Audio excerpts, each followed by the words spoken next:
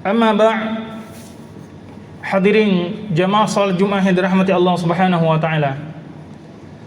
Kita patut bersyukur kepada Allah Subhanahu wa taala di kesempatan yang mulia ini.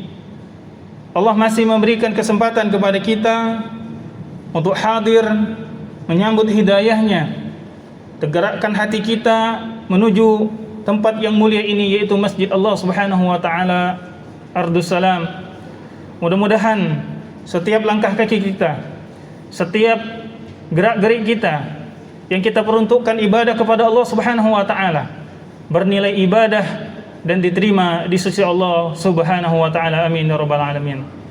Salawat dan salam selalu kita sampaikan kepada baginda Rasulullah sallallahu alaihi wasallam.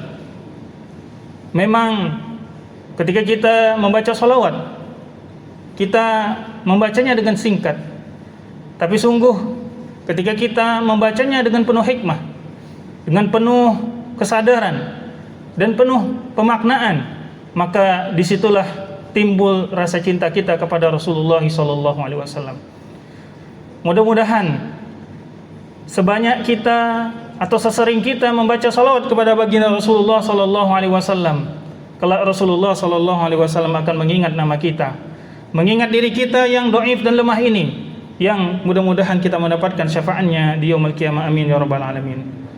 Khatib berwasiat kepada diri khatib dan tentu kepada hadirin yang saat ini berada di majlis ini, di masjid ini yang kita muliakan ini.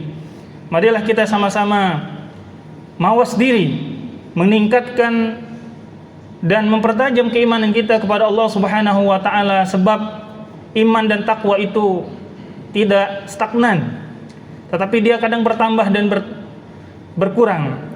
Andai dia bertambahnya karena ketaatan kepada Allah, rajinnya kita, hadirnya kita ke majelis, hadirnya kita salat, itu merupakan tanda-tanda naiknya iman kita kepada Allah. Tapi bila sebaliknya, kita malas untuk beribadah, malas membaca Quran, malas berzikir kepada Allah Subhanahu wa taala, maka hati-hatilah, mungkin itu iman kita sedang turun-turunnya. Maka mari di kesempatan yang mulia ini kita senantiasa merasa bahwa butuh upgrade keimanan kepada Allah Subhanahu wa taala agar senantiasa kita selalu dilindungi dan dirahmati Allah Subhanahu wa taala. Jamaah yang dirahmati Allah Subhanahu wa taala, izinkan khatib pada kesempatan kali ini menyampaikan suatu tema, yaitu krisis moral dan keteladanan. Jamaah Jumat yang dirahmati Allah Subhanahu wa taala, kita patut khawatir di era kita sekarang, begitu pesat manusia telah mencapai teknologinya, begitu pesat perkembangan dunia digital, dunia media sosial, tetapi hal itu semua tidak dibarengin dengan pesatnya juga akhlak dan moralitas yang ada di tengah masyarakat kita. Padahal akhlak itu merupakan ujung tombak dari peradaban manusia.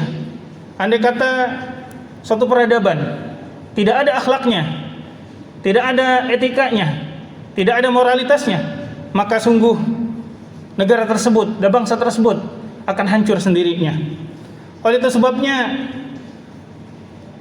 seorang penyair Arab, Ahmad Syauqi, mengatakan, innamal umamu akhlaqu ma baqiyat fa in ham zahabat akhlaquhum zahabu, yang artinya sesungguhnya bangsa-bangsa, umat-umat itu ada eksistensinya karena akhlak mereka.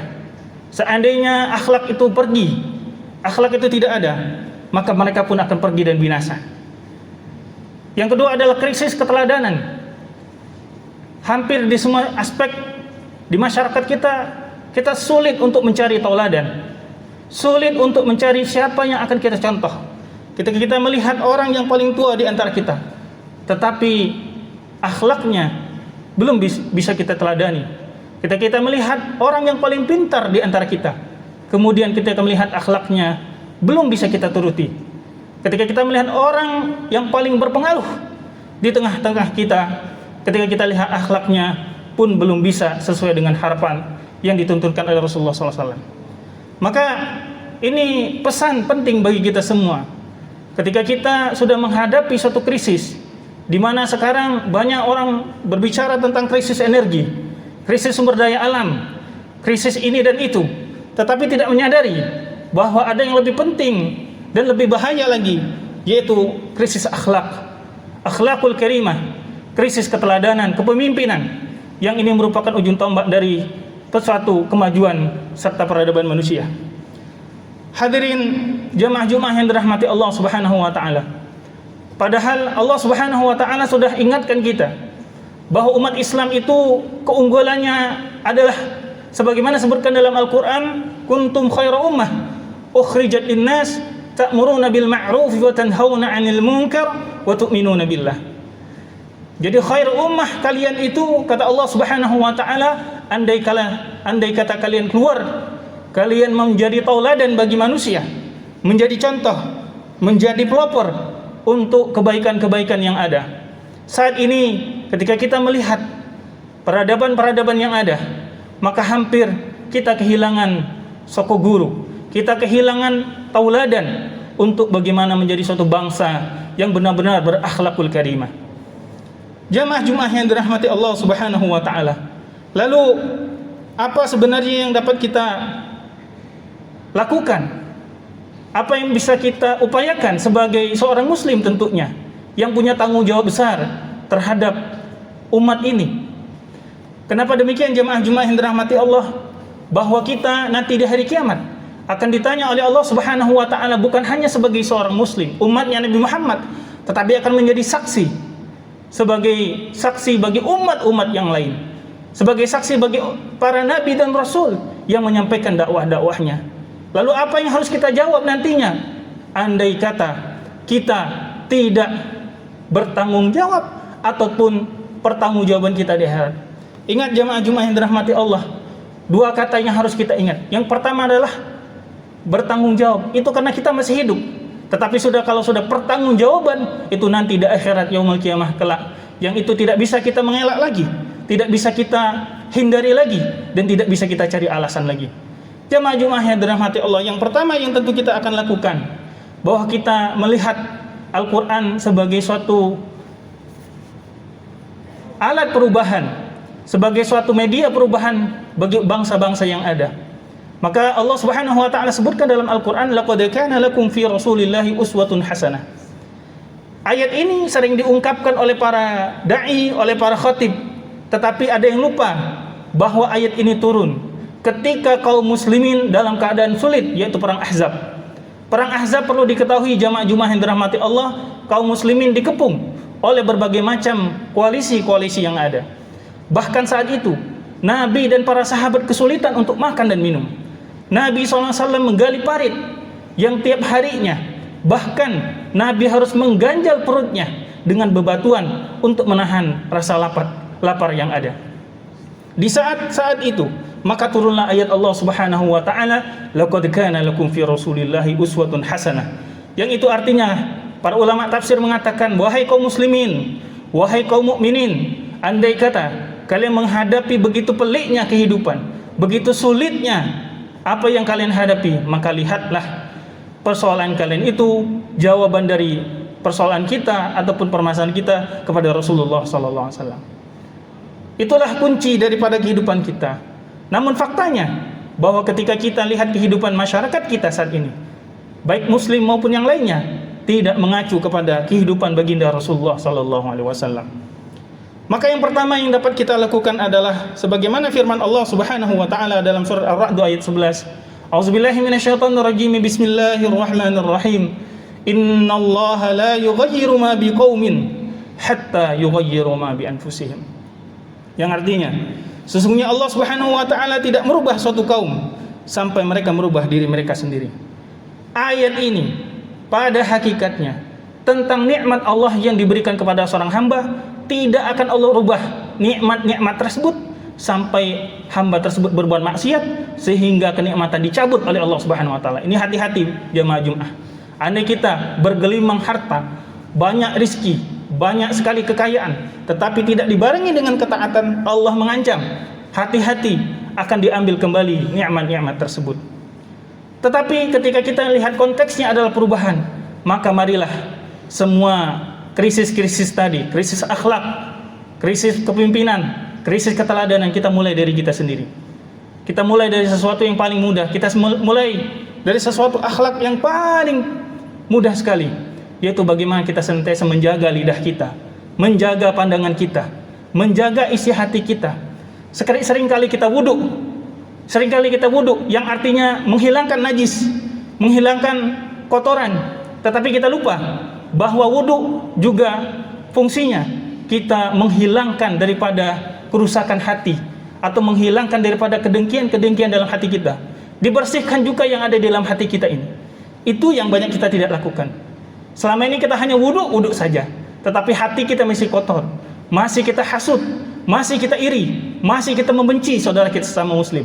Apalah hadirnya daripada solat kita itu ketika kita tidak barengi dengan kesucian hati. Jadi kesucian hati dibarengi dengan kesucian tempat dan kesucian juga badan, insya Allah niscaya solat kita akan menghasilkan inna solata tanha anil fahsya'i wal munkar wal bagh. Yang kedua, jemaah yang dirahmati Allah, yang dapat kita lakukan adalah perubahan dimulai dari keluarga. Sebagaimana firman Allah Subhanahu wa taala, wa anzir ashirataka wal aqrabin, yang artinya, dan berilah peringatan wahai Muhammad kepada keluargamu yang terdekat. Kita lihat orang yang pertama Islam kepada Nabi Muhammad SAW, mempercayai Nabi Muhammad SAW, tiada lain adalah istri beliau sendiri. Inilah tugas kita bersama jemaah Jumat yang dirahmati Allah. Orang yang pertama kali yang paling bertanggung jawab terhadap istri adalah suaminya.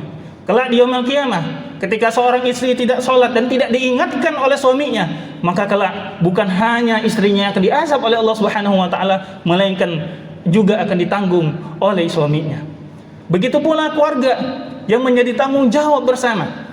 Sebagai seorang keluarga tentu saling menasihati, wa ta'awanu 'alal birri wat taqwa. Kalaulah demikian, insyaallah dimulai dari keluarga. Karena keluarga menurut para ulama adalah daulatun musaghharah, yaitu negara yang diperkecilkan, itu bentuknya adalah keluarga. Sedangkan negara adalah usratun mukabbarah, yaitu keluarga kalau dibesarkan lagi sehingga menjadi suatu negara. Maka itulah perubahan akhlak tadi, perubahan bagaimana anak-anak kita menghormati kedua orang tuanya, dan orang tua menyayangi daripada anak-anaknya. Pendidikan karakter yang harus kita utamakan saat ini.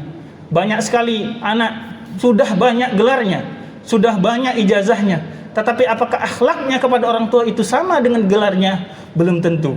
Itulah tugas kita bersama jamaah Jumat dirahmati Allah. Adapun yang ketiga adalah menjadi tauladan dan pelopor kebaikan. Sebagaimana firman Allah Subhanahu wa taala, "Qul hadhihi sabili ad'u ila Allahi ala basiratin ana wa man ittaba'ani." Katakanlah wahai Muhammad, inilah jalanku dan aku mengajak kepada Allah Subhanahu wa taala di atas ilmu, di atas hak dan orang-orang yang bersamaku. Hadirin jamaah Jumat dirahmati Allah. Andai kada ada kemungkaran, kemudian kita lihat kemungkaran itu, tapi tidak ada sedikit pun di hati kita untuk mengingkari, minimal untuk memperbaiki, maka kita pun mengikut juga daripada menanggung daripada dosa-dosa yang tersebut. Maka perubahan itu sesungguhnya marilah kita bangun bersama, marilah kita perbaiki bersama, karena tidak ada manusia yang sempurna melainkan watawasau bil haq watawasau bis sabr, yaitu saling menasihati dalam kebenaran dan saling menasihati dalam kesabaran. Dan yang terakhir adalah bagaimana totalitas di dalam mencegah kemungkaran. Dalam hadis yang sahih disebutkan, man ra'a minkum munkaran falyughayyirhu biyadihi. Inilah tugas para pemimpin, tugas orang-orang yang memiliki power, yang dengan powernya itu bisa merubah yang tadi kemungkaran menjadi kebaikan, yang tadinya menjadi kefasikan menjadi ketaatan kepada Allah Subhanahu wa taala. Yang mudah-mudahan kita semua bisa bersama-sama secara kolektif memperbaiki bangsa dan negara kita ini sebagai bangsa yang nantinya maju, dan juga bangsa yang dikatakan oleh Allah Subhanahu wa taala dalam Al-Qur'an, baldatun thayyibatun wa rabbun ghafur. Barakallahu wa lakum fil Qur'anil